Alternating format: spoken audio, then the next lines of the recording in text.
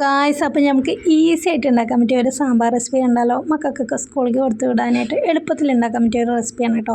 അപ്പോൾ ആദ്യം തന്നെ ഞാനൊരു 100 ഗ്രാം പരിപ്പ് നന്നായിട്ട് വാഷ് ചെയ്ത് കുക്കറിൽ ഇട്ട് കൊടുത്തിട്ടുണ്ട്. ഇനി 2 സബോള അരിഞ്ഞതും 2 തക്കാളി അരിഞ്ഞതും കുറച്ച് മല്ലിയിലയും കൂടി ഇട്ട് കൊടുക്കാം. ഇനി നമുക്ക് പൊടികൾ ഇട്ട് കൊടുക്കാം. ഒരു 1/4 ടീസ്പൂണോളം മഞ്ഞൾപ്പൊടി ഇട്ട് കൊടുക്കാവേ. ഒരു 2 ടീസ്പൂണോളം മുളക് പൊടി ഇട്ട് കൊടുക്കുക. എരിവിനനുസരിച്ച് കൂട്ടുകയും കുറയ്ക്കുകയൊക്കെ ചെയ്യാം കേട്ടോ. ഇനി ഒരു 2 ടീസ്പൂണോളം മല്ലിപ്പൊടി ഇട്ട് കൊടുക്കാം. ഒരു 4 ടേബിൾ സ്പൂണോളം സാമ്പാർ പൊടി ഇട്ട് കൊടുക്കട്ടോ. ഏത് ബ്രാൻഡായാലും കുഴപ്പമില്ല. ഇനി ആവശ്യത്തിന് ഉപ്പ് കൂടി നമുക്ക് ഇട്ട് കൊടുക്കാവേ. ഇനി ആവശ്യത്തിന് കുറച്ച് വെള്ളവും കൂടി ഒഴിച്ച് കൊടുത്താൽ ഒരു 2 വിസിൽ വരണം കേട്ടോ. അത് ആ സമയം കൊണ്ട് തന്നെ നമുക്ക് താളിപ്പ് റെഡിയാക്കിയല്ലോ.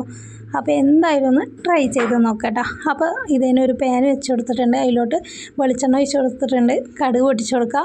കുറച്ച് ഉലുവ, ജീരകം, കപ്പൽമുളക്, കുറച്ച് കറിവേപ്പില, കുറച്ച് മല്ലിയിലയും കൂടി ഇട്ട് കൊടുക്കുക. ഇനി നമ്മൾ കുക്കറിൽ വേവിച്ച് വെച്ച പരിപ്പും കൂടി ഒഴിച്ച് കൊടുക്കുക. അപ്പോൾ ഇത് നന്നായിട്ട് ഒന്ന് മിക്സ് ചെയ്ത് കൊടുക്കുക. ഇത് നന്നായിട്ടൊന്ന് കുറുകി വരണം കേട്ടോ. അപ്പോൾ നന്നായിട്ട് തിളച്ച് കുറുകി വരുന്നവരെ ഒന്ന് വെയിറ്റ് ചെയ്താൽ അടിപൊളിയായിട്ടുള്ള നമ്മുടെ സാമ്പാർ റെസിപ്പി ഇവിടെ റെഡി ആയിട്ടുണ്ട്. അപ്പത്തിനും ദോശയ്ക്കും ഇഡലിക്കും ഒക്കെ കഴിക്കാൻ പറ്റിയ ഒരു അടിപൊളി റെസിപ്പിയാണ് കേട്ടോ. പെട്ടെന്ന് ഉണ്ടാക്കാൻ പറ്റിയ ഒരു റെസിപ്പിയാണ്. അപ്പോൾ എന്തായാലും മസ്റ്റായിട്ട് ട്രൈ ചെയ്ത് നോക്കുക. Thanks for watching. അസ്സലാമു അലൈക്കും.